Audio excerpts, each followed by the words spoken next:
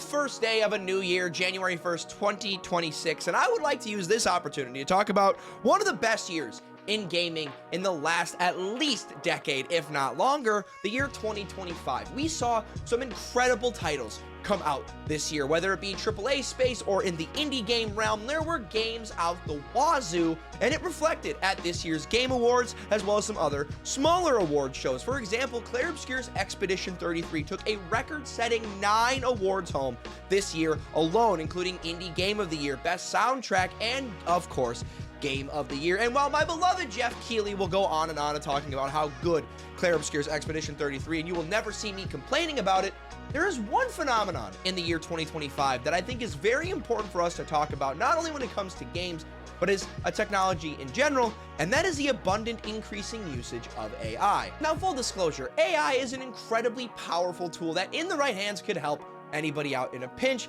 but we are seeing more and more game companies utilize AI for things that I believe are going to be incredibly detrimental and could outright kill the gaming industry in the future. In the last few weeks, we have seen Sandfall Interactive included in this group of game developers and publishers that were nominated for awards or took home awards in various different game award shows use AI to some degree in their game design process. And I think that alone is pushing the narrative that we are going to become more and more reliant on this technology, and I truly believe that this could be the end of video gaming if we do not get our hands on this right away. Welcome back to the channel, everybody. Happy New Year. I hope you all had a happy holidays.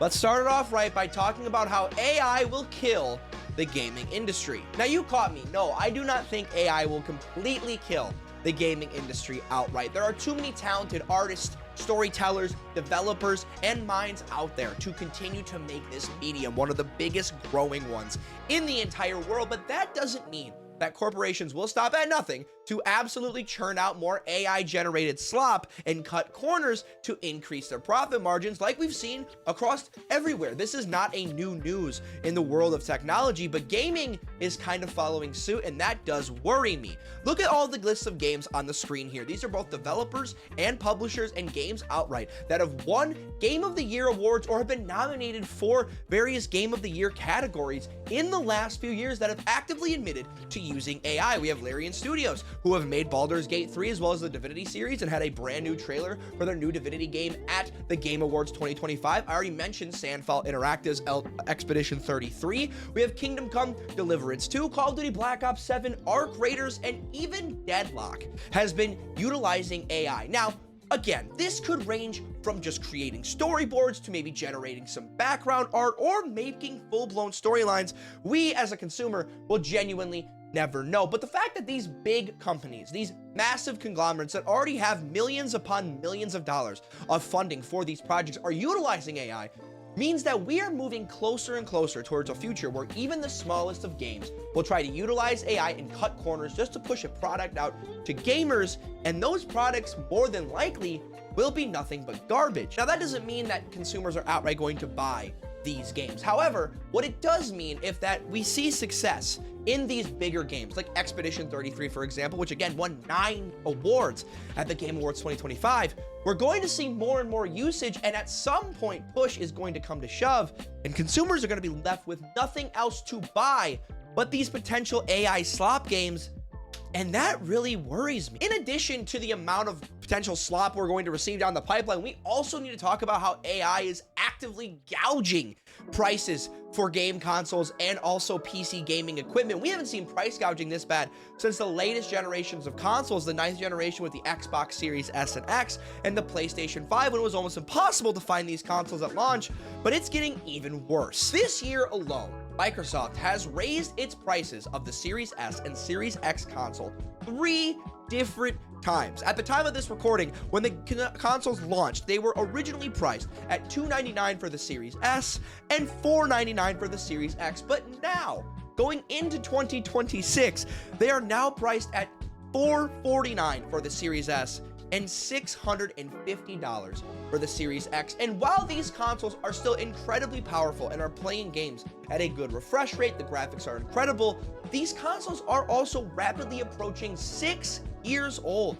You could almost afford a full-blown pre-built gaming PC for a very, very, very low-risk entry for maybe only an extra $400 rather than buying a console. And that used to never be the case. Consoles used to be the place where the casual gamer would go to get into this hobby, and they're being phased out almost rapidly. But if you think console prices are bad, you have seen nothing when it comes to PC gaming prices. Because these AI data centers take so much RAM to properly operate, in addition to the gallons and gallons and millions of gallons and gallons and millions of gallons of water, getting ahead of myself, in order to stay cool, that doesn't get replenished and doesn't, I'm sorry, I keep tangenting. AI's bad, don't do AI. Because of the amount of RAM these AI data centers use, we are seeing consumer RAM being almost entirely phased out of the PC gaming community, and that is absolutely ludicrous. Over the last 3 months, DDR5, the standard now for gaming PCs if you're getting into building in 2026,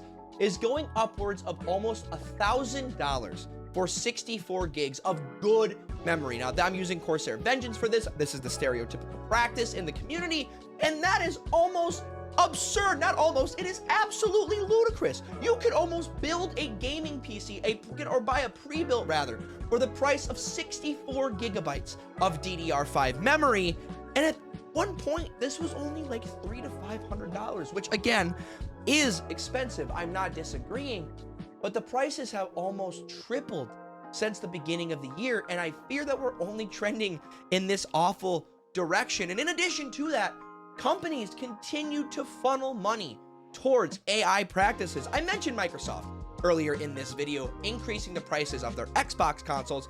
Well, would you be shocked to know that they have also invested $10 million into AI data centers, which is part of the reason they have to continue to increase prices on their Xbox consoles. They don't have the RAM to put in these consoles without increasing the prices to actually see a profit. Nvidia, the company that built their entire market on gaming PC parts, have not only said that they are going to cut their graphics card production by 40% in 2026, they've also said that their subscription service, GeForce Now, some of people that I genuinely care about have used this service to get into PC gaming, are going to cap the amount of hours subscribers can use for their service in order to keep funneling money into AI. And the biggest one of all, Micron, one of only 3 companies on the planet that actively creates consumer-based RAM, is completely shutting down that part of the company to focus entirely on creating more RAM for AI data centers. So if you thought that $1,000 for 64 gigabytes of DDR5, which